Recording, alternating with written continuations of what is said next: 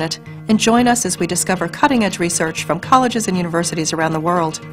Tune in to broaden your understanding of the past and be the first to learn how today's innovations will transform our tomorrow. From the latest breakthrough in green technology to the discovery of humanity's oldest tools, you'll find it all on the Academic Minute. Listen every weekday afternoon during the KSJE Evening News at 5:30. This program is supported by San Juan Regional Medical Center, who's expanding its services to offer low-cost blood screenings all year round, now offering walk-in convenience to get the blood tests you want when you want them. MyLabs, patient-ordered testing, is available in Farmington at the hospital's laboratory and the Outpatient Diagnostic Center on 30th Street.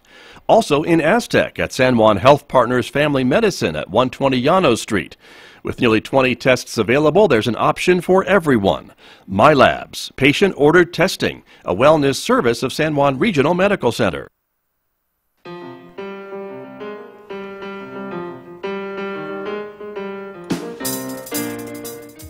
7 minutes past 8 o'clock. Good morning, everyone. You're listening to KSJE 90.9 FM, the information and cultural beacon of the Four Corners.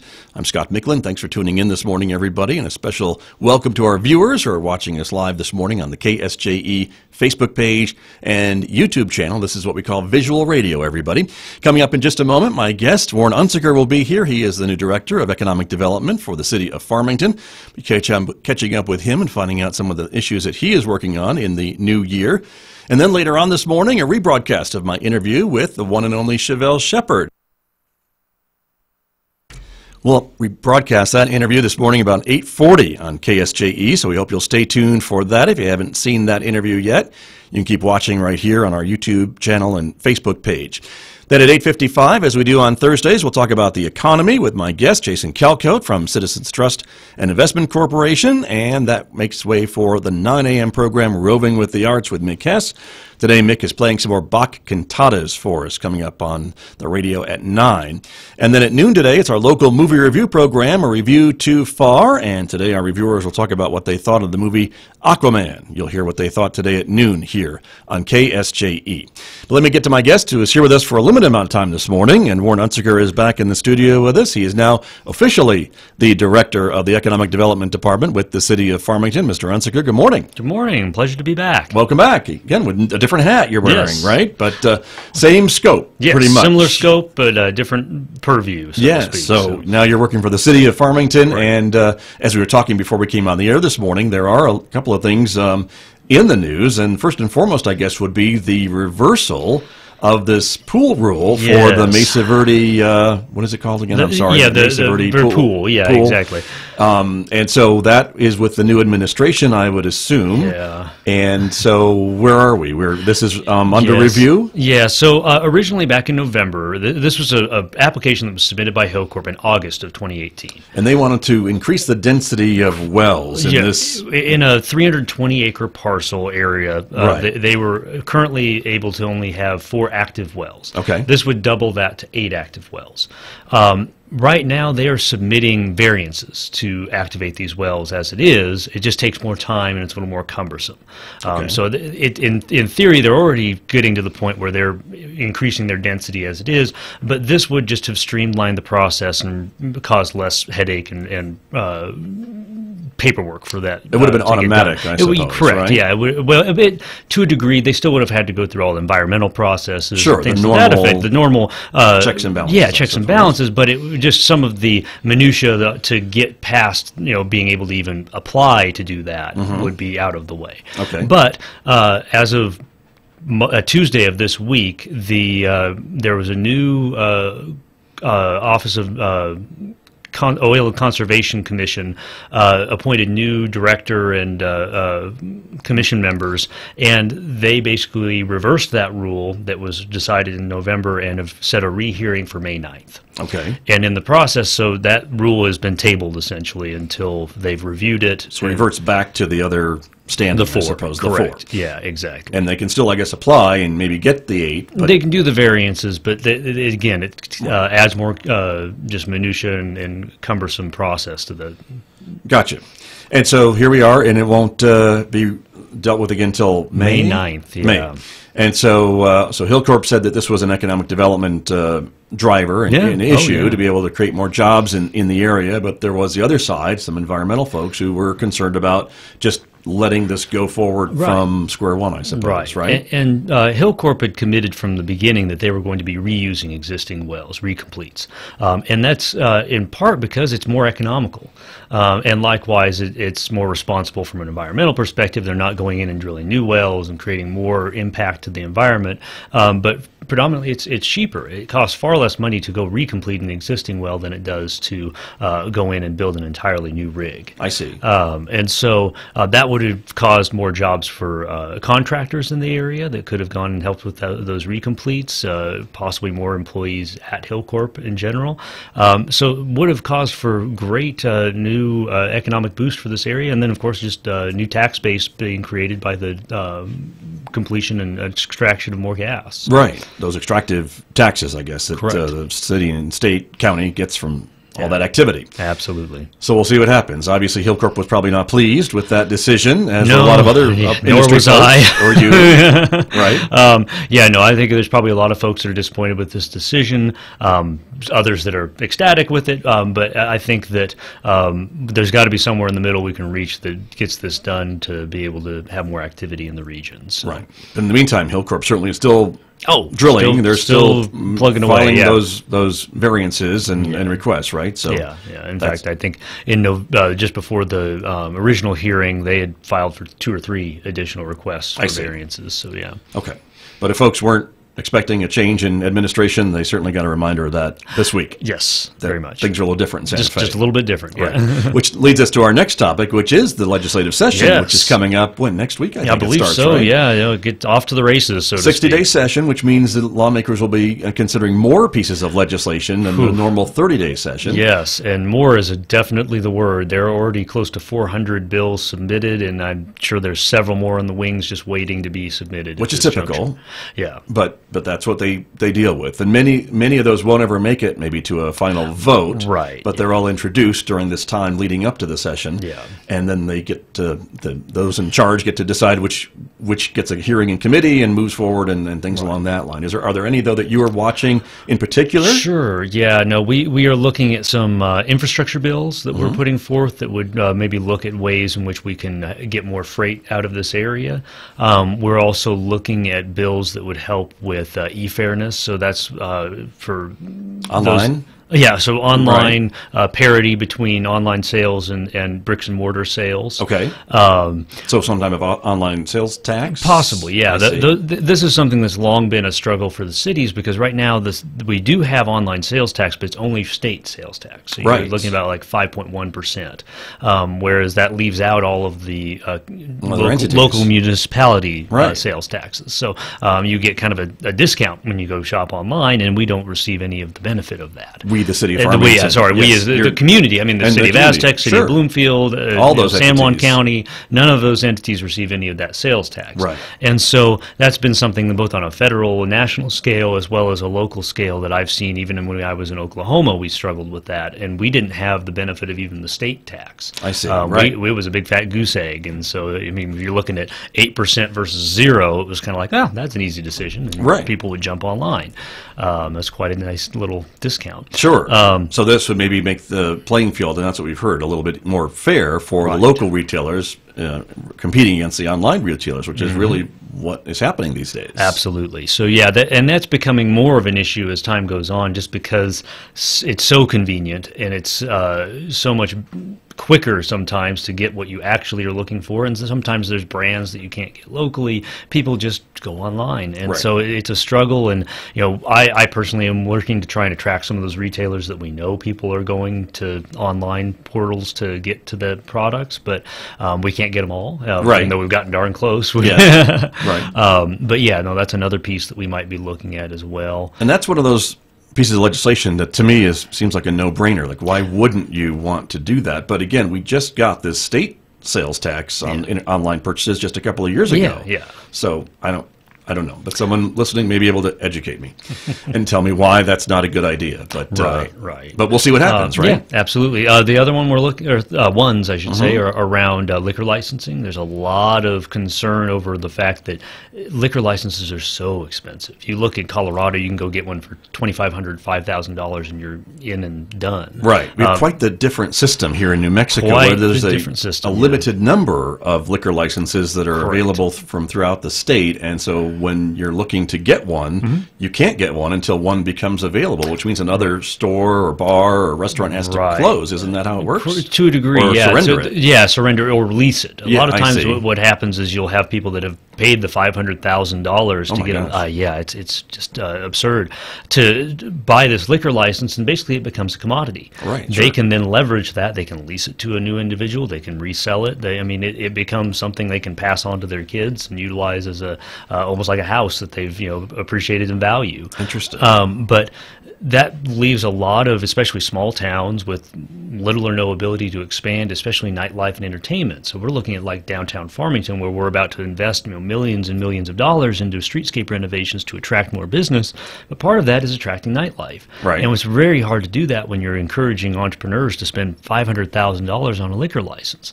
So looking at ways in which we can mitigate that cost, create licenses that are only for specific districts like the MRA, just finding ways in which to do that. And I know there's things like club licenses. I don't know if you're familiar with those, Right.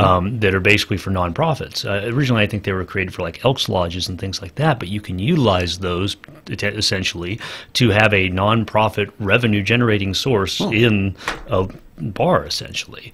And so you basically have to pay a membership to be a part of the club, Right. but then you can go in and purchase alcoholic beverages. Okay. And so there's We have that in New Mexico? Yeah. Really? Fascinating. I've not heard about that. Yeah, It sounds like a Salt Lake City, a Utah it thing very to much me. does. Yeah, exactly. I've heard that. Yeah. But anyway, interesting. So we have that same similar laws. That will be interesting to watch to see how that goes. But I see what you're saying too about this big investment now that the city of Farmington's about to make downtown. Sure, yeah. And we do have some bars already in the downtown area and some clubs and things like that. But the idea is more is better. Competition's Sure. always better, kind of Well, a thing. yeah, and attracting more people, precisely making the pie bigger. Exactly, and really creating that sense of place downtown that our local citizens will want to be proud of and want to take advantage of on a regular basis. Sure. And so many of our citizens go up to Durango when they want to go out for a night, experience. Speaking of several bars in a downtown Right, district. yeah, exactly. In fact, I think Durango has more restaurants per capita than any other city in the nation. So I wouldn't be surprised. Yeah, and so those are things that we want to attract, nightlife and restaurants and bars and clubs and things to that effect that would attract and keep people downtown and keep them from driving up to Colorado. No offense to Colorado, but Sure. we'd love for our citizens to take more advantage of the amenities that we already have here. So Right, and folks may have a hard time trying to envision downtown Farmington similar to downtown Durango. Sure, but if you think about adding more places to go after dinner, for dinner, Right. after dinner, Yeah. theater, music venues, Yeah, things like absolutely. that, it could happen. Absolutely, yeah. So it gives that that kind of ongoing thing where everything doesn't shut at 5 o'clock or Right. 9 o'clock, and then you're done for the evening. You have options to go and continue your evening on and enjoy the nightlife that's out there. So. Very true. My guest this morning, Warren Unsicker, is here. He is the new director of economic development for the city of Farmington, and that's a couple of the things that you're watching at the state legislative session due to start next week. What are some of the other ones? Of course, P&M. We're going Right. to be watching all the legislation that's coming down from P&M and the legislative Speaker of the House and others that are crafting that legislation that would kind of dictate what happens if P&M does decide to shutter their plant here. Very and good. so we'll be watching that very closely and working with all of our legislative team to determine exactly how we get the best possible scenario Sure. for our community. So that's going to be high on the priority list. We have a comment from one of our viewers, Warren Unsicker, Jamie please. Church, the new director of the Farmington Chamber of Commerce. By the way, Yes. congratulations, Jamie Yes, Church. welcome. We'll look forward to working with you. Just saying she's looking forward to helping in whichever way she can. And Perfect. this is going to take a community, especially with this P&M situation. I mean, Absolutely. It seems to be no secret that P&M is getting out of the coal business. But I guess the question would be what's next if that is Right. to come to pass, right? For the Right. plant and the mine. Yeah, and so we do know that in order for grid stability, if they do shutter this plant, they are going to have to install a certain degree of natural gas power, and most likely here, in order to stabilize the grid. And so that's something that will most likely come about no matter what, if they do shut that plant down. But it's a matter of how much of that will come up here. I know that they need at least about 200 megawatts or so up here, but they could place as much as 400 megawatts or more. Right. That wouldn't necessarily replace the jobs, but it would replace a significant amount of the tax base, which is one of the major issues we're going to be facing, is that huge tax base hole that's going to go away with the shutter of the plant. And the state should pay attention to that too, because that goes to them, a lot of that revenue, right, from the tax base. Absolutely. And so that's, I think, something that gets kind of glossed over is the significant amount of state taxes that are going to disappear, the severance taxes for the coal, the power, and everything else that goes into that, all the wages and benefits, and they're paid into the state and to the feds. It all adds up, and it has multipliers. We've looked at it's about a 1 to 3 multiplier. So for the 500 or so jobs that we'll lose there at the plant and mine, it'll mean close to 1,500 total, with all the support agencies and entities and all the wages and that go to buying products and goods throughout the community. It has, ripple effect, so to speak. Is there still some talk about whatever legislation that would maybe allow another operator to move in to take over that plant? Because some of the other proposals I had heard said that the plan would be to help P&M get out, but then not allow anybody else to get in. And so that's something obviously we'll be watching very closely to make sure that's kind of almost a poison pill piece to say, hey, which is probably why it didn't get passed. Last year, that was kind of the sticking point, is that there was like, you cannot use it for anything related to fossil fuels. In fact, they had a emissions cap that was so unwieldy that I think it wouldn't have even covered natural gas, which we know is far cleaner than even coal. Right. So, I mean, those were the types of things that we have to watch very carefully as the bills are being crafted and the language is being set up, that it doesn't have something like that slid into it that would cause complete and utter inability to even consider other options. Sure. Another comment on our page this morning from a listener and a viewer about renewable energy, and that certainly could be another player, couldn't it? There's no reason why we couldn't have a solar installation here. And so by no means is this a power source issue for us anyway, for the city of Farmington or for the community. It's really a jobs issue. I would, it'd be great if we had, solar added to the mix, or wind, which unfortunately we don't have the wind profile up here to support wind. I've looked at maps of, where the wind we're is. not the best place to do we don't have the right type of Shocking consistency. To anyone who's been here in the spring, but I hear what you're saying. It's not consistent enough. So, but wind, we have hydro, we have other sources that are in our mix. But when it comes right down to it, that doesn't replace the job problem, and it doesn't necessarily replace the tax-based problem either.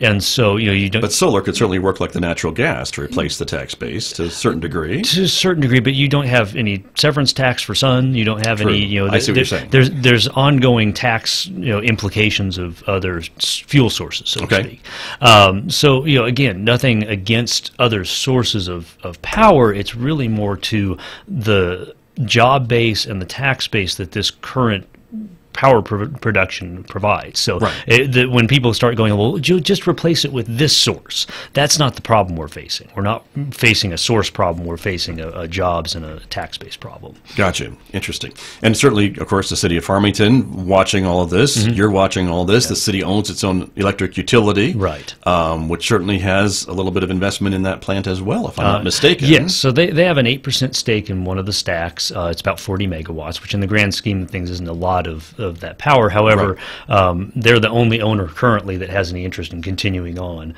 and so we're trying to encourage those other owners and other stakeholders and other power users to take advantage of the power that we have. Significant amounts of power there at the plant, because 800 megawatts is nothing to sneeze at, and something that we have, I think, confidence that we can get to even lower price point than it is right now.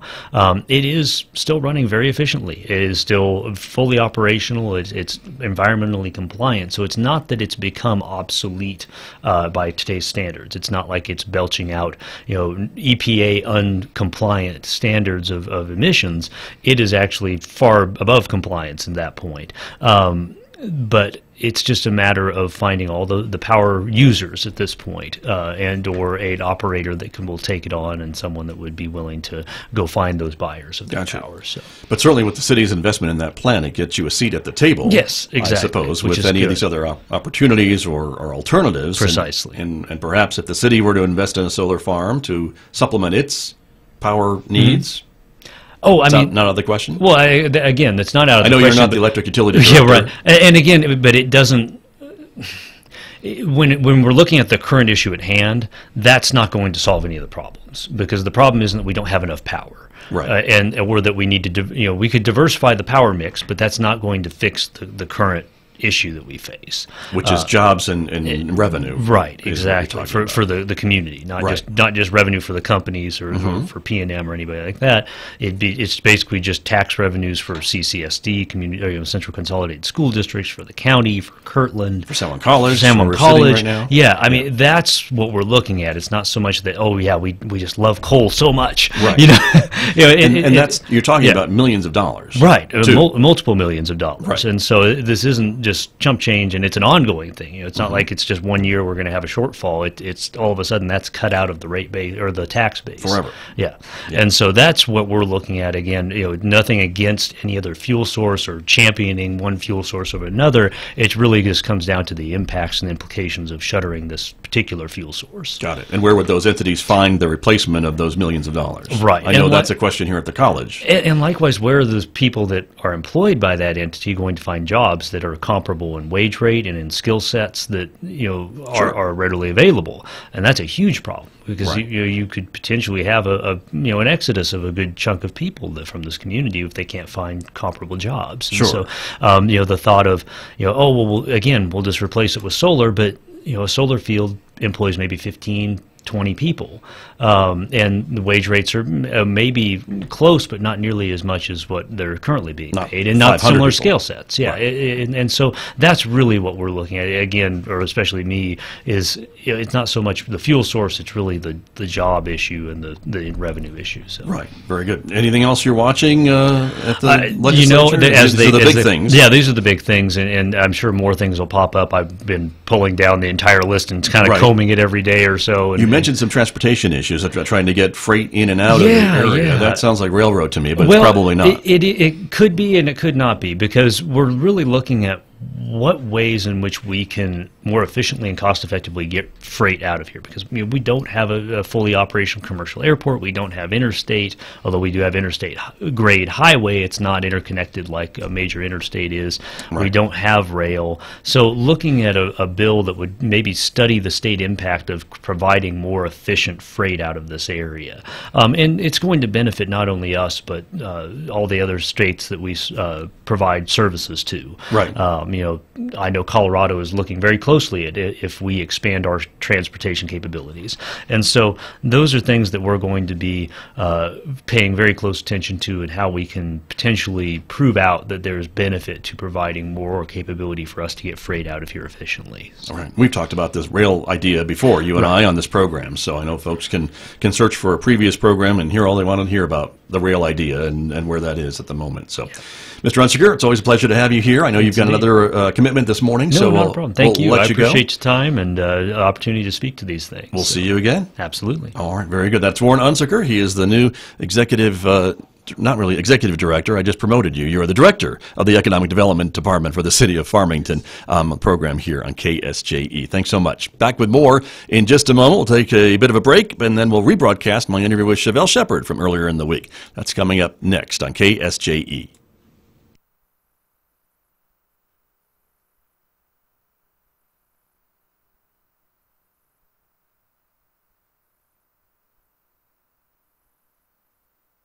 KSJE is supported by the Performing Arts Cooperative of the Southwest, producing program books for a growing number of arts organizations, including the San Juan Symphony in Farmington and Durango, Third Avenue Arts, Durango Choral Society, and Southwest Civic Winds in Durango. Advertising opportunities for the spring and summer program books are available now through January 11th. Find out more at 970-247-30